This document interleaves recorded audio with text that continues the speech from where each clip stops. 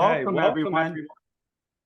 I have to stay close to Lynda because we're doing a Zoom right now. Those of you that know me know I'm a little fidgety and I like to pace. So this is very uncomfortable for me to be so stationary. But it's so great to be so close to someone I care about so deeply. And so Lynda Weinman expressed to me that I need to keep this very short and sweet and sincere, which are some of my three favorite words. And so when I think of Lynda Weinman and her work, four words come to mind: play, chance, curiosity, and courage.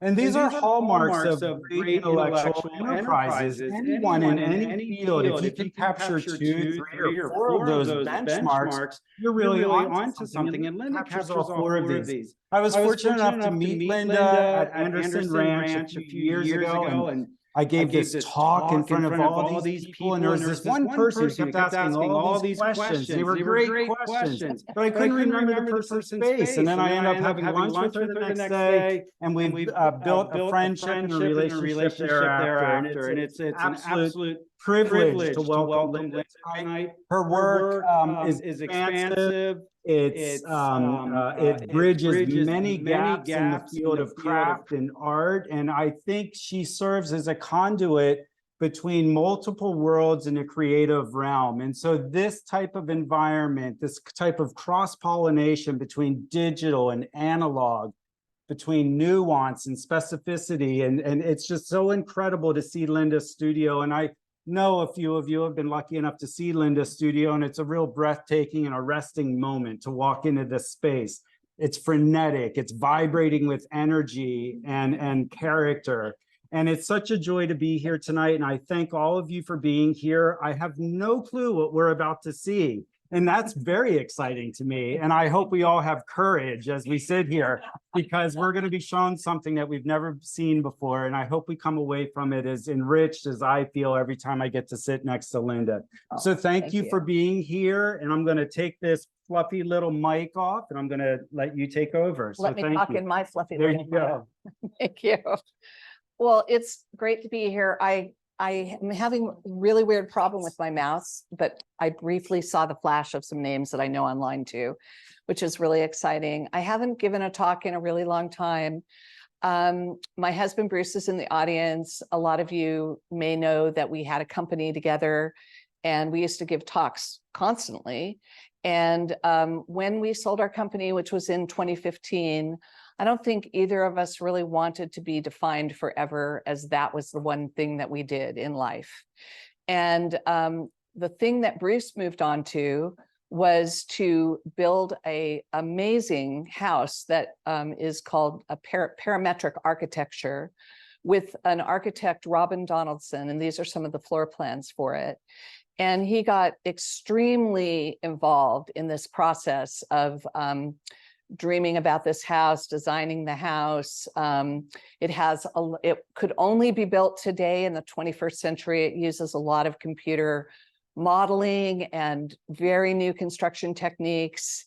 And he was just completely enthralled with building this house. And I was feeling a little bit left out, to be honest. And at the time when we first sold the company and air quotes retired, I kind of went into producing films and did a lot of work with films and philanthropy, and that was what I was doing.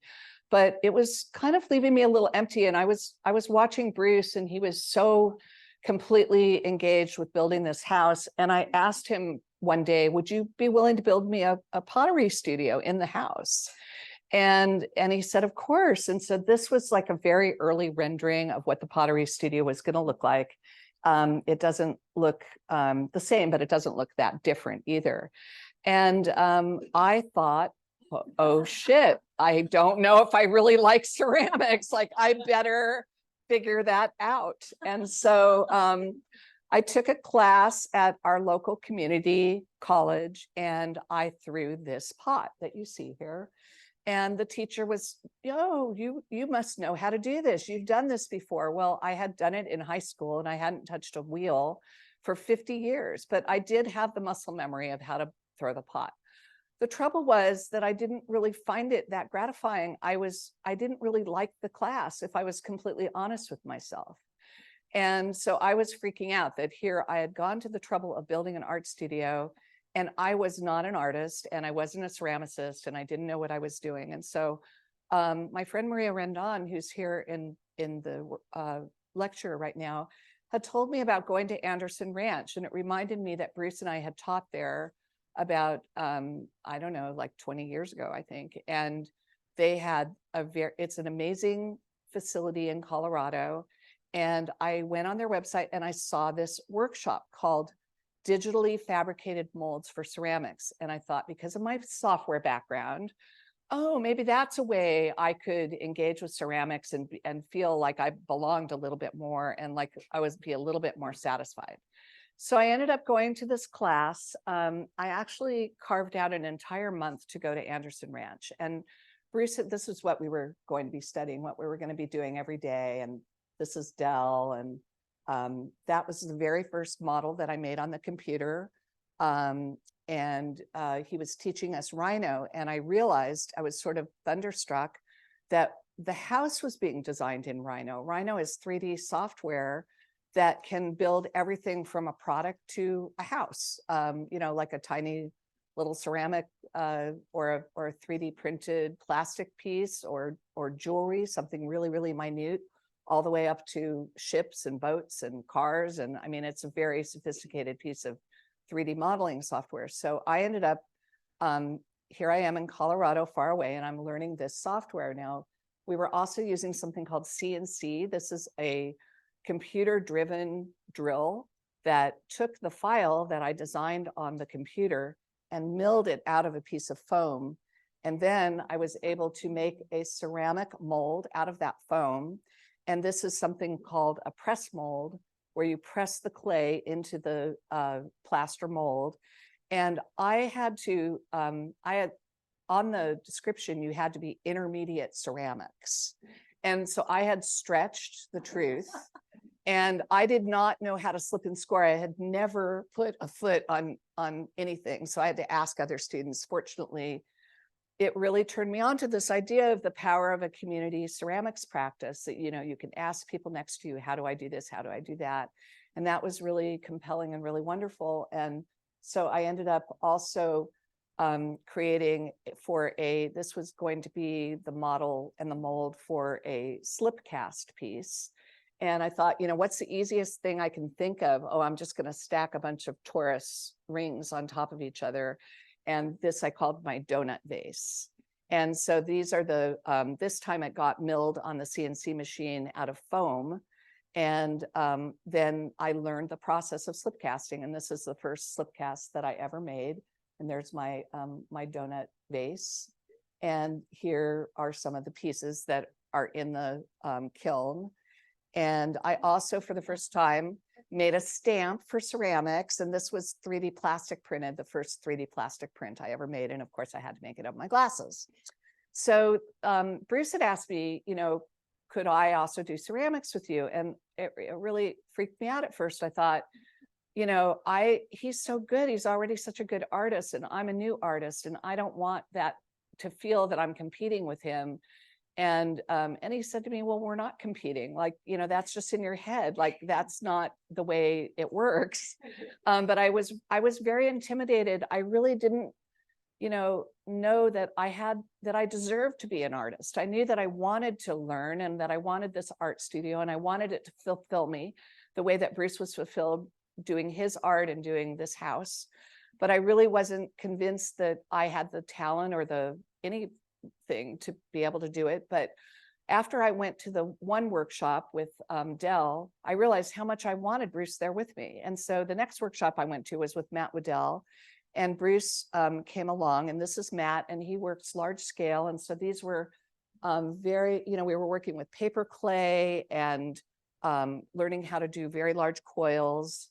And this was the first piece that I made. And the idea that I had for it was that these were eyes, and they were all looking at me, and they were all wondering what I was going to make, and I was wondering what I was going to make. But I just had this very strong sense of self. I lacked confidence, and I was also a little bit ashamed. It was funny, like you had to stand in front of, these are pieces that I ended up making in the class, but you had to stand in front of the group and give a little talk about your portfolio and show your air quotes, your work. And I mean, I had that one little pot to show. I had absolutely no work, but this is what Bruce made in his first ceramics class was that. I have other pictures. This was my donut base. I added some things to it. This is what Bruce made, that big monkey jar. So these are some pieces that I made. And then he made, of course, like a wonderful body of work that I was sort of intimidated by, you know, sorry about it being cut off, but nevertheless, it was like an amazing class. And while I was there, I called Patrick Hall because I knew that he had a community ceramics practice and that he'd been looking for a new one. They'd lost their lease. And I was there just really wishing I could have a community practice in Santa Barbara. So I called him and I said, what if I paid the rent and you ran the place? Would you be open to that? And he's like, of course. So we ended up looking for spaces and we ended up finding this building, which wasn't for lease, it was for sale. And it was, you know, sort of very impulsive of me, but I ended up getting this building and then he started the clay studio running here. And this is me, like right when the studio is first opening, you can see all the shelves are empty. There's, you know, one wheel in the room. I don't know if any of you remember Deanie, but she was our studio manager when the studio first opened. And probably a week after the studio opened, COVID shutdown happened. And right before it happened, I had also ordered a 3D ceramic printer called a Scara. And this Dennis flew out from Florida and he helped install it. And I reprinted my donut vase, but as a print, as opposed to CNC and slip cast and all the other techniques. And I was learning how to model in, at the time, forgetting the name of the software, but anyway, I made these models and I made these prints. And these are some of the really early pieces that I made. But about a week after we installed the Scara, the entire country was on lockdown. And I decided that this would become my pandemic hobby. And I asked Bruce, would it be okay if I set up a 3D printer in our dining room? And he said, okay. And so this is our former dining room. We probably weren't going to be having any people over for dinner. And so I started to print and do more prints, and he would find like clay fingerprints on the doorknob in the bathroom. And, you know, it was like a mess, but I was very lucky that he was so allowing and willing to kind of live in a dusty, you know, basically live in a ceramic studio. I ended up purchasing a kiln and going online on YouTube to learn how to load it. You know, I wasn't able to come into the studio. I wasn't able to really work with other people. So my dream of a community ceramics studio was sort of squashed for at least a year. But as you can see, I started to make more and more experiments and fill our dining room with my creations. And then these are some of the things that I started to glaze. And I was buying store-bought glaze. I was watching YouTube videos on how to glaze things. And I was starting to hit a wall, not really feeling like I could make the things that I liked and admired that I was seeing on Instagram and just things that I aspired to make. So I called Potterbot, the makers of the Scara and the makers of my home 3D printer. And I asked if they knew any Rhino teachers that I could study with over Zoom. And they recommended Sandy Kurth, who ended up, we would have Zoom calls every week for 2 hours for over a year. And I know Bruce could overhear us, and it sounded like we were talking a completely foreign language, learning how to do Grasshopper and Rhino. And I would have an idea and Sandy would help me write a script for it, and he would help explain to me how to make it. And we formed a friendship. He ended up starting his doctorate at MIT. And now he has been coming here for the last 2 summers, working in the warehouse and doing really interesting, cutting edge, leading research on building materials with 3D printing and alternative building techniques. He's really incredible. So as a new artist, I don't know how many of you on the Zoom or in this room are new artists or aspiring artists, but I had never really, there's no real roadmap. How do you become an artist? And so one of the exciting things that happened to me, and I feel like it happened to me, was I got asked to collaborate on things. And I said yes. And I learned so much by collaborating. So the first collaboration that I did was with Patrick, and he had been watching what I'd been printing. This is maybe a year after the pandemic started, and no one is coming to the studio. It's not open to the public, but he's using the studio. I'm using my home studio. And he sketched these ideas of having 3D printed necks on his throne pots. And so he had those sketches, but then he also asked me, if you were going to design a neck, what would you design? And I kind of came up with these different ideas, and he had ideas. And so we ended up collaborating on this project. And the good people from Sullivan Goss, our local wonderful art gallery, asked us to have a show together, and we did, and it was called Kindred Spirits. And Patrick assembled the pieces, he glazed the pieces. It was honestly his concept, and some of the concepts were mine as well, like the forms of these necks. But it was a collaboration, but he did the lion's share of the heavy lifting in terms of what transpired. And we made these beautiful pieces. The show did very well. Quite a few of them sold, and it was really exciting.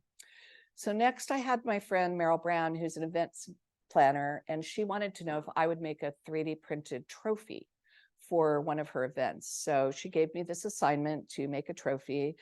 And I made several along the way, and I just realized that it was actually, to me, more interesting, the trophies that were mishaps and not holding up okay, and tilting. And so I had the idea that I was going to make these the insecurity trophies, and they were going to have words like not good enough and bad and not good and wrong and mistake, and that, celebrating mistakes. And I think it is a tradition in ceramics to work with, broken pottery, kintsugi, put pieces together, be able to save something with glaze or save something with slip. And so this whole idea of really embracing all of the mistakes, and I called them after a while beautiful disasters, and really just loving all my pieces no matter what they looked like. So then I got invited to be an artist, one of 35 artists for a Lotus Land fundraiser. And I was, really feeling very honored, given that I was such a new artist, for them to invite me. But I've been a longtime donor and supporter of Lotus Land, so I kind of knew why they were inviting me, but that's okay. So one of the things was they invited me to first go to the garden. They invited all the artists, go to the garden and take some photos for inspiration. And so these are just a few of my photos. I have like a whole photo library, but I started to, based on that inspiration, make vessels that were reminiscent of things that I saw and loved in Lotus Land. And I feel like I just made I know that I made a very strong body of work. And it was from this process of being given the assignment. I think this idea of either collaborating or having an assignment was so inspiring to me, and it helped me elevate my own practice and move beyond where I think I would have gone had I just been teaching myself how to model and not really having ideas. At this time, I was still really worried, like maybe I won't have any good ideas. Maybe I'll, how do artists get good ideas? Anyway, I mean, it was all very mysterious to me. So this was truly magical to be able to channel the garden and channel these vessels and make what I thought was a really beautiful body of work. And not only that, it's sold. Like I was the #1 top selling artist in this show, being a brand new artist and making all these pieces. So one of the ideas that the curator had is, would I make a 6-foot tall cactus? And so I had another collaborator, Joan Dent. She has a middle name too, Rosenberg Dent. Maybe some of you know her. She's also a potter. And so she made these beautiful flowers to go on the tall cactus. And we ended up showing it at the gallery where the Lotus Land fundraiser was. And someone purchased it, and purchased both of them for their backyard. But they actually didn't love her flowers. It was kind of awkward. They really liked my flowers. And the person who bought it asked, would you put your flowers on it? Could you remake it? Could you put your flowers on it? And would you pick colors from my garden? So I ended up remaking the pieces and putting flowers that were in the colors that she asked for. And I have Justine and Veronica, who both work for me here in our garage. We're still in COVID. There's my kiln in the garage and Bruce's Porsche in the garage and all of these, cactus and flowers. It was, again, he was very patient with this idea. These are the little flowers. And I never got to see that's a finished piece. And then I was on Instagram and I saw this photo of it at night, which I thought was really cool. So that was a huge source of pride. That was, that someone wanted this in their backyard. And actually it was the daughter of somebody who I was really close with, who had recently passed away. And she said that she felt her dad would have wanted this in the backyard, which really made me feel good. So then Joan invited me to do another project with her, which was a Casa del Herrero project. And the idea was that we were going to make a ceramic garden of flowers. And so these are some of the flower designs that I was making on the computer. And we made, I think, 150 each. This was the kind of glaze that I used, Stroke and Coat, which is shiny, but it's an underglaze and a low fire glaze. And so these are some of the glazed pieces that were one of the varitels of the digital flowers that I made. And then she also made flowers. I learned how to airbrush. I mean, I had airbrushed years ago because I used to be a production artist in special effects. It wasn't that I was coming up with my own ideas. I was asked to do this and that, and I knew how to airbrush, but I'd never airbrushed glaze. So I ended up getting this airbrush and airbrushing the glazes and, taking a little movie, being real proud of myself there. And then creating all of these flowers. And these were her flowers and my flowers mixed together. And then they were installed in the garden, and there's Joan. And the piece was really nice. We had a lot of flowers left over though, which is something I'll be talking about in a minute. So I took a lot of classes at Anderson Ranch, but one of the things that I did, I was sort of debating, do I want to get a master's degree? Like, this is really a new career for me or a new direction for me, but I didn't really want to write papers and be in academia and have to be somewhere at a certain time. And so I just thought, I'm going to make my own master's. I'm going to study with teachers that I want to study with and study topics that I want to study. So one of the things that Anderson Ranch offered was this program called the Center, and Del Harrow, my former teacher, and another teacher named Ron Real, who is a very big pioneer in 3D printing of Adobe structures and a renowned artist himself, that they were running this 2-year workshop that was going to meet at first over Zoom because everybody was in the pandemic. And then at year 1, we were able to meet in person. And at year 2, we were able to meet in person. So the first year, we just passed a lot of artwork back and forth and ideas, and we had Zoom calls and we had assignments, but we actually met in person in Colorado at the 1-year mark. And we made aluminum castings of our 3D prints. These are plastic prints. And I learned about sprues and investment molds and how to pour and how to make a model where the aluminum was going to pour into all the parts. And so these were some of my models. And here I am in class. I also, at the same time, there was a class going on in the 3D Potterbot, which was my jam. That was what I had been doing for the whole year, was this 3D printing. And so the teacher was Matt Mitros, who introduced me just now. And so I sat in on his class, and one of the things that he was teaching was a piece of software that I'd never used before.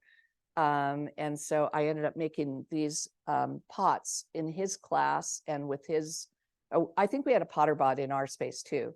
And then there was this intriguing fellow in my class, Joey, and I just loved his outfit. So I asked if I could photograph him, not knowing that we were kind of star-crossed to be. He's my studio manager and collaborator, and he lives here now, and we just had no idea any of this was going to happen. But a lot of you know Joey. He's sitting back there. And so here I am in my gear, protective gear, because when you're casting aluminum, they ask you to wear it. It's hot. And also I think I might have been doing some welding too. And this is the table of all the different work that everybody in my class ended up doing. So it was working with digital molds and then aluminum casting. And I also had a little chance to play with a water jet cutter.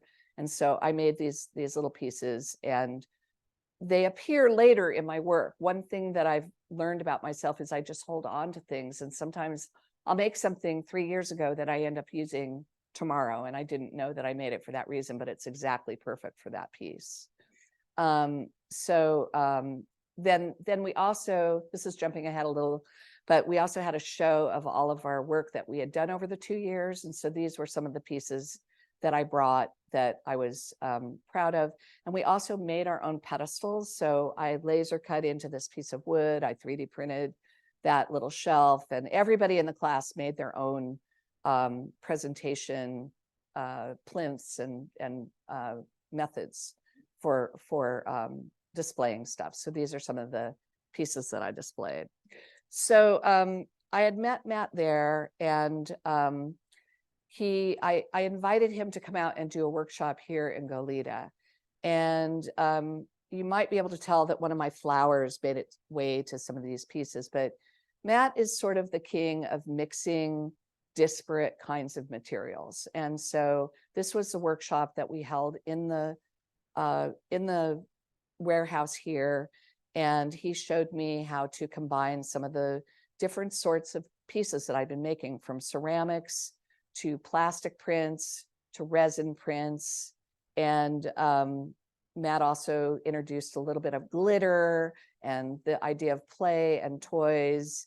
And he just transformed my practice forever. And these were a lot of things that I had been making along the way. And he showed me how to combine them. And I've been combining them ever since. So we did end up building the amazing house, and we haven't had a lot of fundraisers there, but we did host Patty Smith, who came and raised money for Arts and Lectures, our local UCSB Arts and Lectures program. And so I was able to repurpose those flowers and make some table ornaments that were used at the Patty Smith event. And this is kind of the beginning of me just repurposing a lot of things that I've made and figuring out how they can be repurposed. Here they are at a formal dinner table setting. And go through these. Hello. Suddenly my mouse is not being responsive. There we go. And this is a scene of our living room, which is now no longer a rendering. It's a real living room, and it looks very much like the rendering. And you can see that the digital flowers are on the table. And this is another piece that I made with both plastic and ceramic and resin. And for all of the donors, I was asked by Celesta, who runs Arts and Lectures, if I would make a special gift. So I ended up working in plastic, making these vases using a new piece of software that Joey and I had just procured called N-Topology, which is mostly used for making lightweight metal, but we're using it for ceramic prints and plastic prints. And these were just some other table decorations with some vessels that I have made. And then my longtime floral collaborator, Justine Panier, who I feature a whole section on her in here, but she is an amazing floral designer. And then I made these little pots and put those at all the tables. And at the very last minute, told people, if you're willing to give $1,000 to a program, you can take one of those home. Well, 45 of them went away. So I felt really proud and really good, like I am, doing this, and it's raising money for a good cause. This is our amphitheater at our house, and this is Patty playing in our amphitheater. And afterwards, I had made a piece for her, and this is her holding her piece. And she wandered around our house and kind of hung out with me and Bruce quite a bit, which was really sweet. And she locked onto this one piece. I don't have a good shot of the piece, but she just couldn't stop holding it. And she told me that she could feel like ancient civilizations in this pot, and that she was going to go home and write a poem about it. And she just went on. And she said, "Why are you so surprised? Why are you so insecure?" And I said, "Well, I'm a new artist. I'm very honored and flattered that you like it so much. And well, do you, think about art all the time? Yes. Do you dream about it? Yes. Do you, is it all you want to do? Yes. Well, you're an artist. Stop apologizing for it. You're an artist." So that was pretty cool to get that advice from her. So I've also collaborated. This is a friend of mine who's a painter, Barrett Boisson. And she had made this one painting called Tree of Life, and it had all these figures, and she was having a show. And she had this idea would you take my figures and could you make three-dimensional objects out of them? And then I could paint the objects. So I took her paintings into Illustrator, traced them in a vector, took the vector into Rhino and extruded it and made these little pieces, which are all hanging on the wall, and she painted them. And it was, I thought, a really nice collaboration, and also a use of computers that doesn't look computerish, because her work is very hand-drawn and very naive. And I felt we really kind of struck this beautiful marriage of technology and her work, which was really cool. And this is Justine, who is, she actually is our house manager, but she also is the most incredible floral designer. And so I've just over the years been photographing flower arrangements that she's made of my pieces with her concoctions that are so beautiful. And they just, you know, the combination of nature with the computer generated pieces and just the clay next to the, you know, live, it's just this beautiful juxtaposition. And I'm in awe of her talent. She's just such a good, she has such a good eye for putting arrangements together. And so these are just some more. I'll go through these really quick. So then we had, because we also have a relationship with UCSB, they wanted to host a Frank Gehry dinner at our house. And so I felt compelled to make all the table decorations for the Frank Gehry dinner. So this started to become my muse, is doing these dinner parties. And here's Bruce with Frank, and here I am with Frank.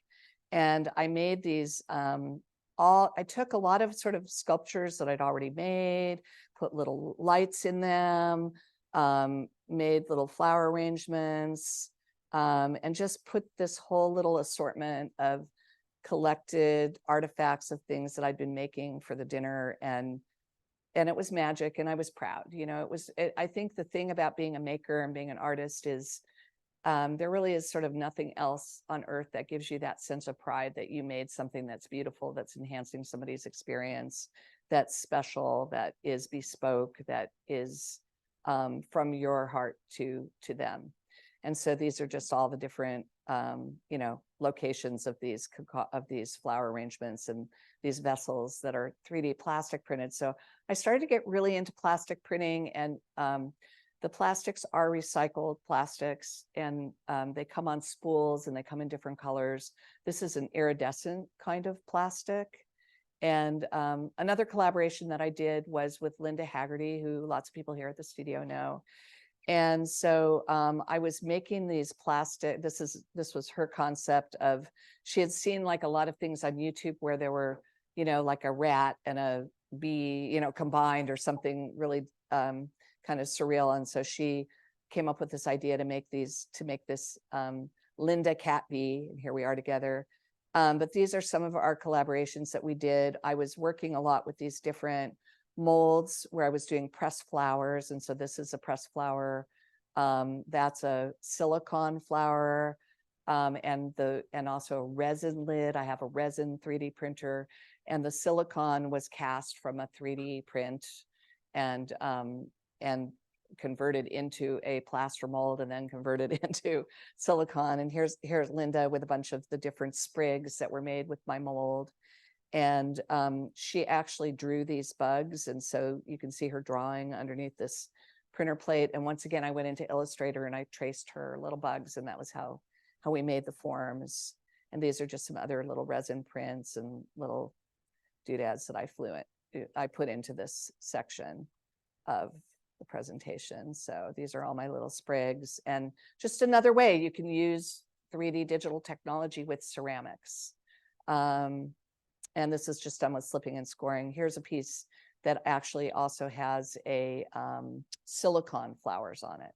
So I also, you know, took the same mold, and instead of putting clay in the mold, made silicone flowers out of it, and put those with glue onto the ceramics, a la Matt Mitros, who told me there are no rules as far as that goes.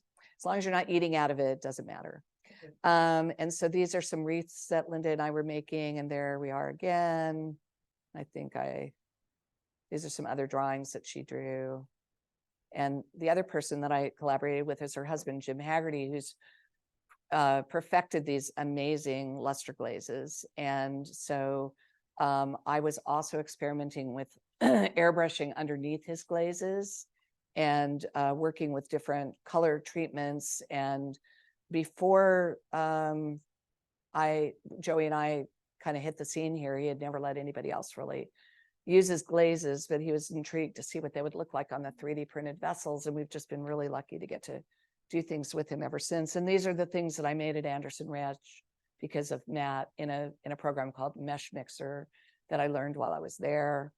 And I do kind of love the nod to something that looks faceted and looks low polygon computerish.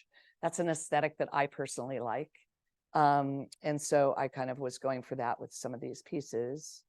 And that program was, here it is with the underglaze, and then this is it airbrushed with the luster over it. And then I was amazed to get a call from Sullivan Goss, and they wanted to know if I would have a solo show with a painter who was going to have the wall space, and I was going to have the interior 3D space. So of course, I mean, I'm maybe 2.5 years into being an artist, and that really inspired me, and I created this whole incredible body of work for that. And sometimes you just, for me, I just rise to the occasion. Oh, Patti Smith's coming, I'm going to make something for her. Oh, you know, we got this brand new large scale printer, I'm going to make a table. This was a mobile that can spin, and I love making lids that are surprise. They have like surprises inside, and these are some gazing balls that I made, and this is a wall hang. These are a couple wall hanging pieces, and these were all in the Sullivan Goss show. And I still have a few of them, but I think about half the show sold, which is again very big honor for a new artist. I was very proud of myself and pleased. And then I was given a gift of some Lego flowers, and I started to put Lego flowers into my pieces.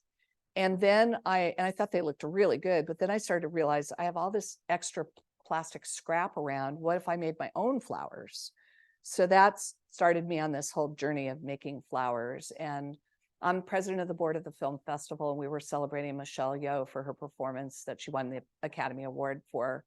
And so we had a dinner, and Roger, executive director, asked if I would make some pots like I had done for arts and lectures. We could see if people would be willing to fund a program and take home a pot. So I ended up, you know, making my own flowers, making my own pots. Here I am sort of in production, and here I am giving a very special one to Michelle, and she loved it. And that was really sweet. And then Lotus Land came around again 2 years later after doing that one show, and asked me if I would do some work for their next fundraiser. And so I called this series the Digital Botany series, and it's combining plastic printing, resin printing, collage with lots of materials, a la Mitros, assemblage, vintage jewelry, gems. I mean, I just kind of threw in the kitchen sink, but these were just, it was again a body of work that I was incredibly proud of. And really starting to find my voice with what shapes I'm drawn to, with what I want to say, with what colors I want to combine, and becoming much more deliberate. And there's like a piece that I cut in the Anderson Ranch workshop when I was, you know, out there welding. And like I said, I just save everything, and this was like some close-ups of the largest piece that I made. And this also, about half of it sold for the garden, which was really great, raised money, and was a really nice success. I do a lot of little Instagram videos, so some of these are videos. So that's my Digital Botany series. And then I also have what I call the Trippy Tish series, which are trippy tissue boxes. And I've been making those for about a year. And so these are some of my tissue boxes.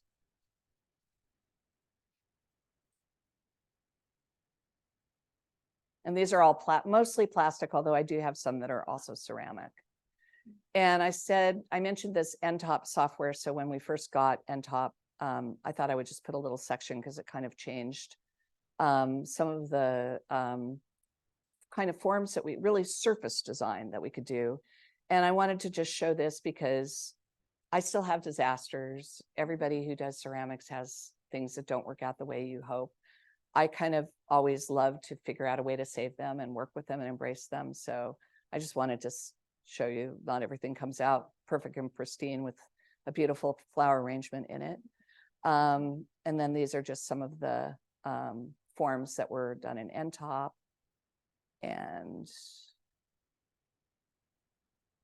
then I'm also working currently on a series of cups and tableware for another home that we own.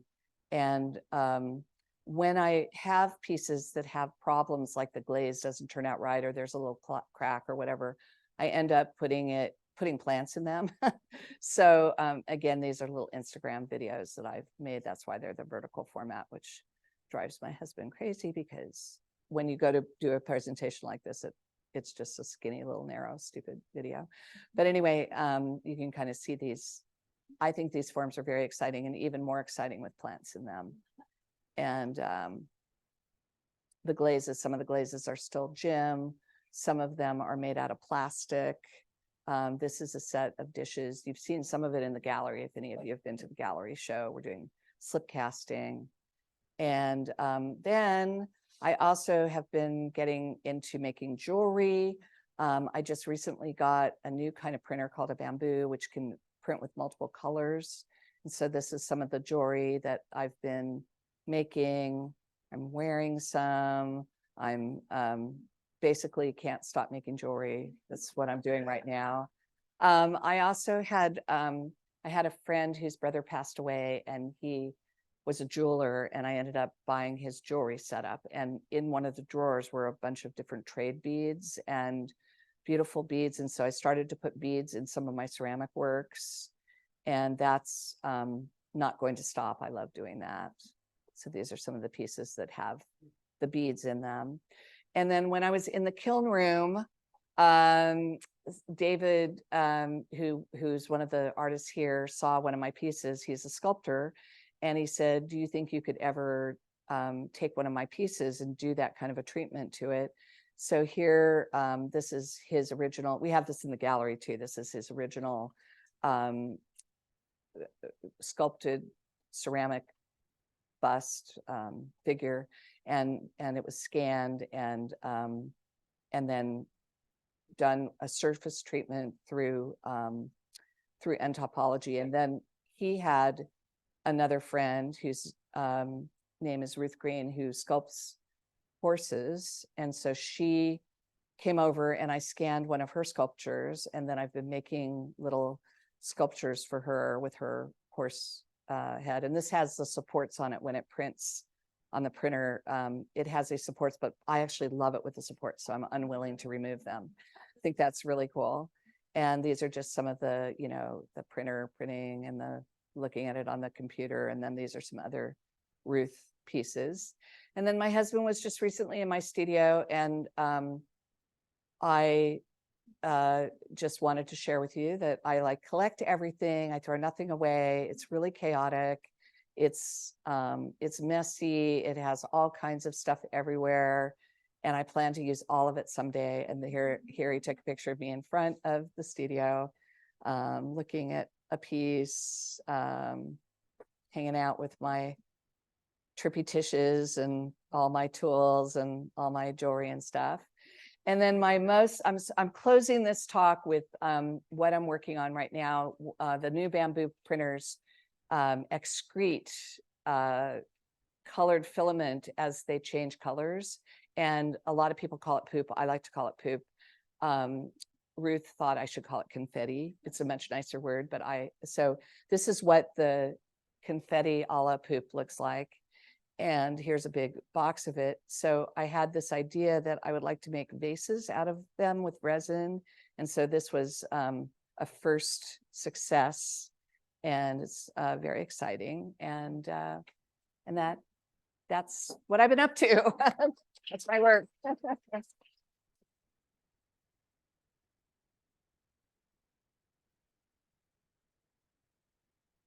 Thank you so much. I think we're going to kick the lights on, and I'm happy to take questions. And I know there is a Zoom audience. So if anybody, if Max, you want to tell me if they're like, maybe we can alternate a question from here and a question from Zoom. So yes, I see. Really enjoyed your talk. Very excited. I had a question about what you just said.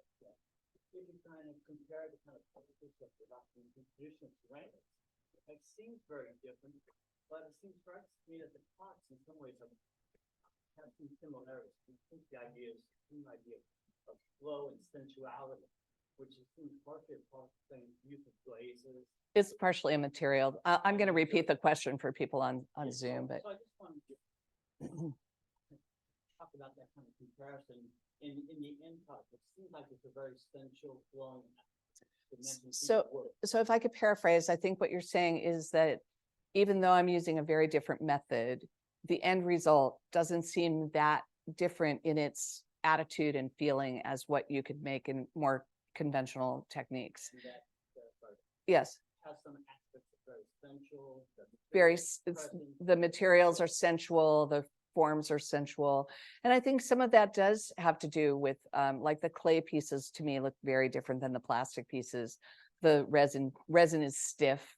You know, there's just nothing that you can do to make it that sort of oozy, sensual, beautiful ceramic. So I think, you know, what Matt really exposed me to was this idea that you don't have to be a purist. You don't have to only do one or the other. And that's where I've been really finding my sweet spot in just no kind of rules. And I did invent this idea of what it is for me to be an artist. I've always been a problem solver, and I love solving problems and figuring things out. And for me, being an artist is you're creating your own problem, and then you're solving it. And then you're making up your own rules, and then you're breaking your own rules. But it's sort of like you control the whole thing, but it's just a tremendous amount of problem solving, which is something that my brain really loves to do. So I told that to my husband, who's a longtime artist, and he said, no, being an artist is having something to say, and you're saying it through your art. So that's what it is for him to be an artist. But for me, this is what I'm really loving about being an artist, is all this problem solving and you know, working with learning new things. Also, I didn't really talk at all in my talk about learning and the importance of learning to me, but I've challenged myself to learn so many new things, and been really far out of my comfort zone and tried things I'd never tried before, learned how to fire a kiln over YouTube, you know, so many things that were scary, but I did them. And I know that Matt said that I was brave, and I think I probably am brave, but I also have found a lot of courage through collaborations and through just challenging myself to do something. Oh, I want to learn mesh mixer. You know, so it isn't about, I want to say something with this vessel. I want to learn this tool, and oh, this is what I made with it, and I love it. So I have this sort of process that is right for me. And what's been so validating is just how people have really embraced my work, and how I do feel that I've found my voice as an artist. That first of all, I am an artist, as Patty said. It's just all I really think about and all I want to do. You can barely tear me away from my studio. Bruce, my husband, will always say, yeah, you know, she shows up when she's hungry or when she's tired. The rest of the time she's in her studio. And it's just true. I'm just so captivated and so completely enthralled with everything that I'm learning and everything that I'm doing. Do we have a question from Zoom? Oh, take questions in here. Okay, good. Anybody else have a question? Okay, yes, Jacob.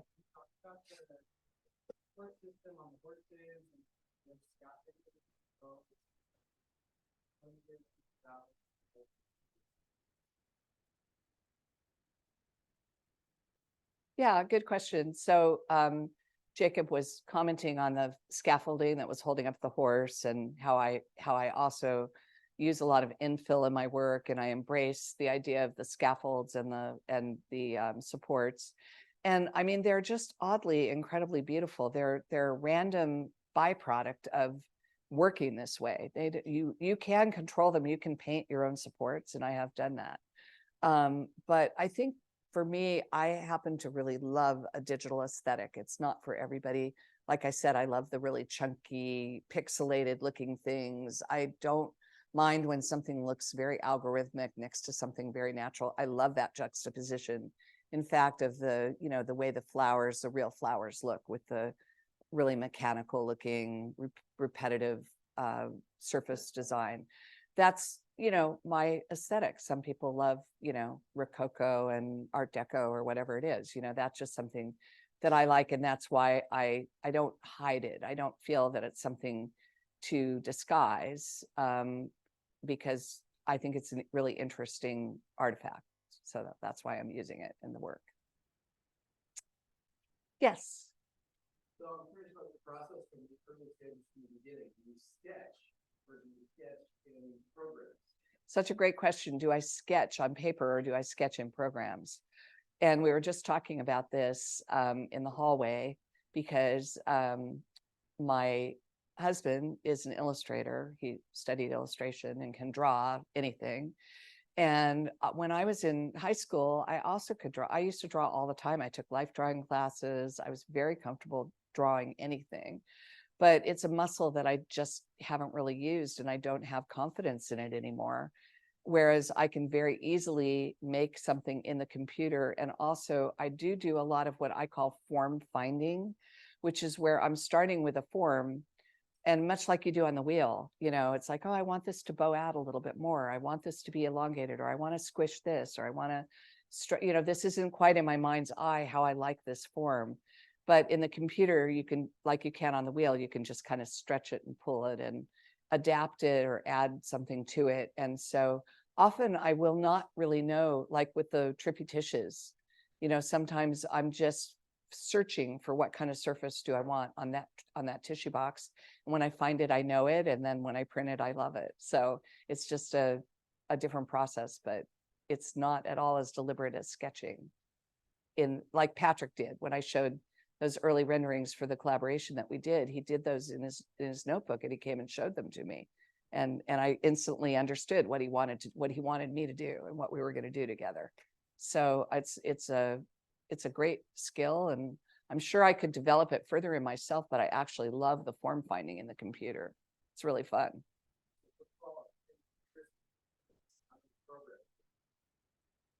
I have how many programs have I had to learn? So I haven't had to learn any, but I like to learn them. No, it's true. You could learn one or two and that could get you through and you could make a lot of what I make. But I actually really love learning software. So I do challenge myself, and I probably regularly every day work with, you know, 4 to 5 different software packages. But I probably know maybe 20 really well. Yeah. Yeah. But that's, you know, that isn't required. That's just me. I like that. I'm weird. Yes. Yes. It seems very coiled, but then you start adding the silicone and the plastic, and so what inspires you to use the various textures? Because I don't understand how to get a really fine texture from the ceramic, but you can do it. Well, you can actually, there are lots of things that you can do to get the exact same surface you would get if you threw a pot. You know, you could take something that you printed on the computer, and then you could, you know, pat it like you would a handmade piece. You could completely alter the surface of it and never see any of the tool paths. You could do anything, any kind of sculpting with it, slip trailing, any kind of technique you can do, hand building you can do with a 3D printed form. But I think for me, I've been really excited to mix different kinds of materials, not just surface designs, but I find it's just like the digital botany, you know, like being able, the revelation of the Legos that, oh, these are just made from lots of little components, and I could print my own little components, and I can make my own language, and I can make my own flowers. That to me was just very exciting. Yeah. Yes. Yes. You said earlier on in your journey with fabrication that you felt concerned that you maybe weren't going to have good ideas in the future. Right. learning all this new stuff, or time or investment? I mean, I don't know, like, worried about maybe not having. Yeah. Maybe you can speak more to that, or how?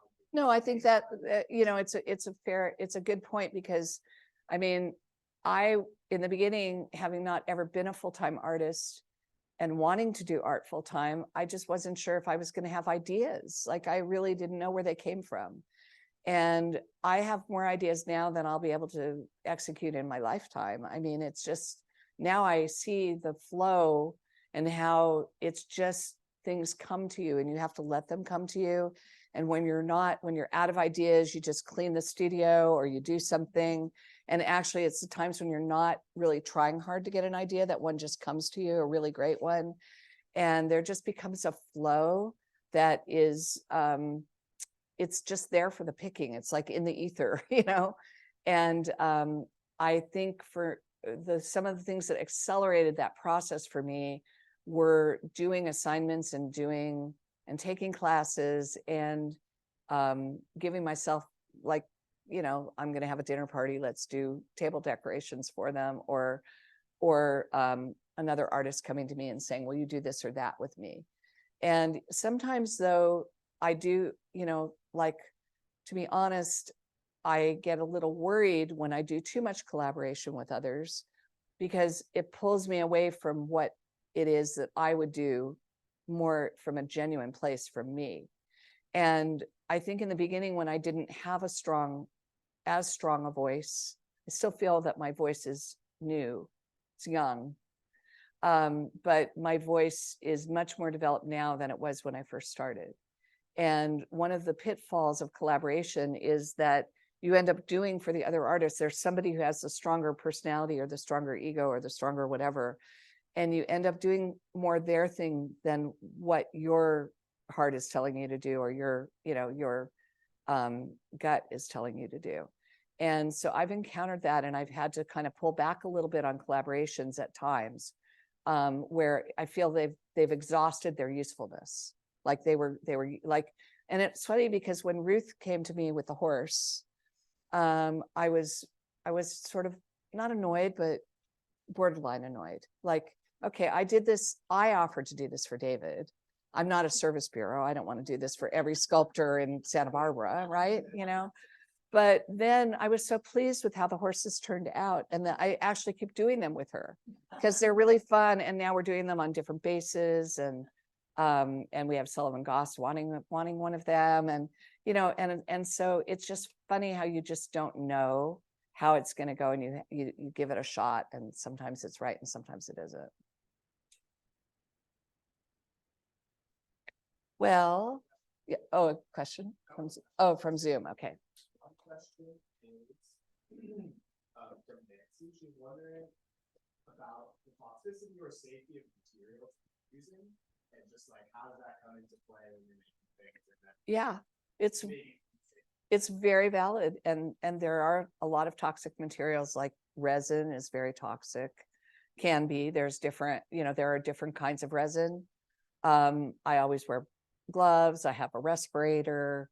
I handle materials with safety in mind.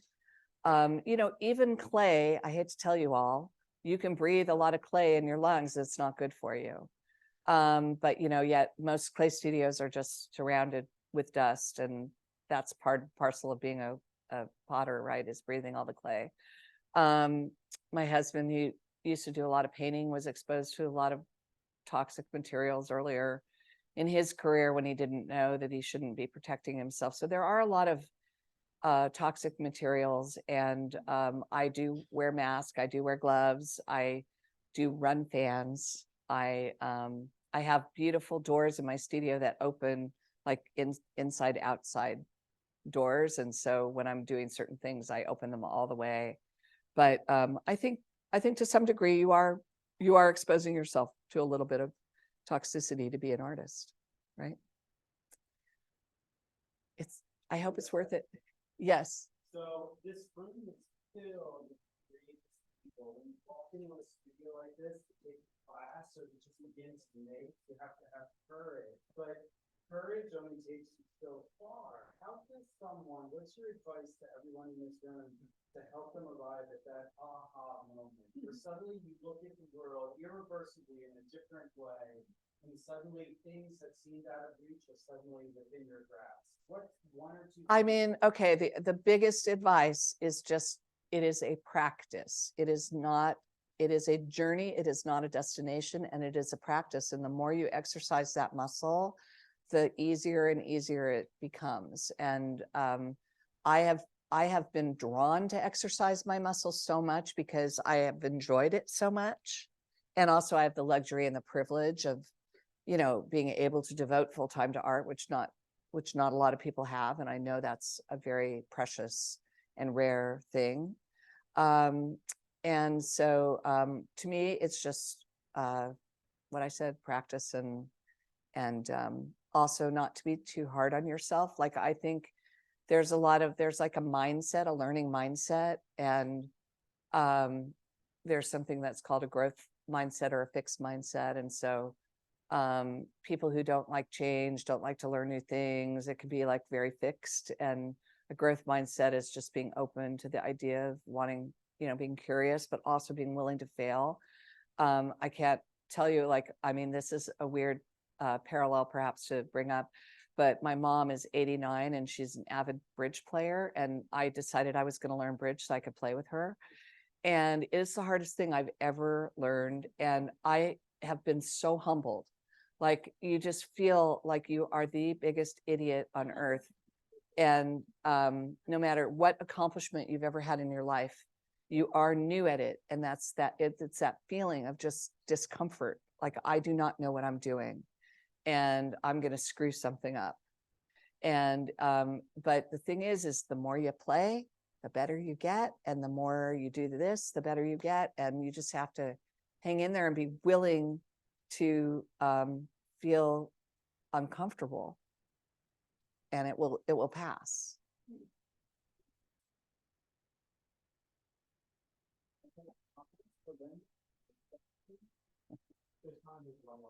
Okay.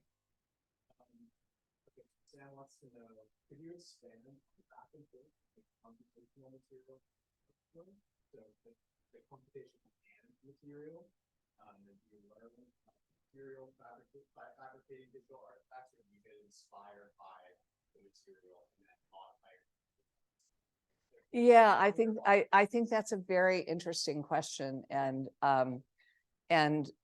both, you know, I don't think it's one or the other, to be perfectly honest. You know, I had been printing with plastic for a long time, and all of a sudden I got the bamboo printer that will do multiple colored filament. You saw that jewelry I'm printing, and it's just like, that's inspired me so much to make plastic printed forms. And I wasn't nearly that excited with a single color filament or my old printer. You know, it wasn't beckoning me like, you must try everything that's in your mind as fast as you can, you know, iterate. Like right now, I'm just obsessed. They're all going at all the time. And in fact, Bruce walked in today when I was working on my presentation. What's wrong? There are no printers running. And I'm like, I have to focus on putting these slides together, you know. So you know, and then I think also, you know, you see like being here at the community studio, and suddenly you look at someone's piece and you never thought to use that glaze that they used, or that color combination that they used, or the technique they used, and that inspires you to try it. So I would just say it's a combination of it all. It's not one or the other. Yes. Thank you. Oh. But you've done so much good work in so many different areas, but I don't understand the pace. I mean,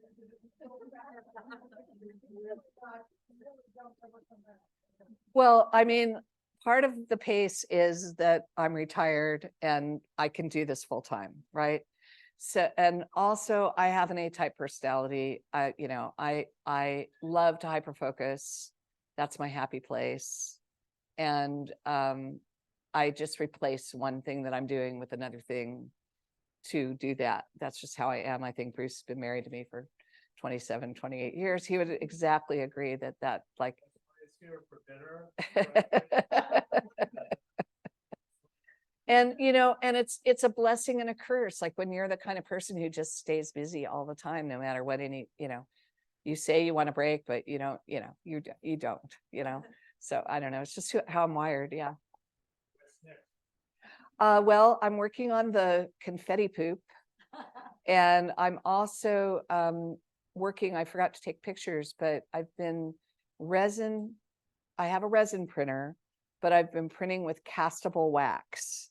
And I've been making jewelry that I'm lost wax casting with the prints, with the castable wax prints. And I actually got 3 rings just out of being cast that are very, very promising and beautiful, and incorporate some of the same imagery that, like 2 of the rings are lotuses. And I'm also really into printing, like this necklace is plastic, but to me it looks like a stone. So I've been printing stones for settings that are going to combine 3D plastic printing and real silver, real gold, real gems. So I'm building out a jewelry studio. I'm also going to, I haven't really gotten very far yet, but in my mind I've gotten farther. I'm going to be working on some digital embroidery as well, and I don't own a digital embroidery machine, but I have some that I'm looking at, and I have a big project where I want to do a bunch of bedspreads that are based on some different inspirations. So I have the whole project and methods, but it's kind of like, it's just there. I have to execute it, but I haven't done anything yet. So. Well, that's such a great turnout. Thank you, everybody, so much. Yeah. Bye. Thank you, everybody on the Zoom.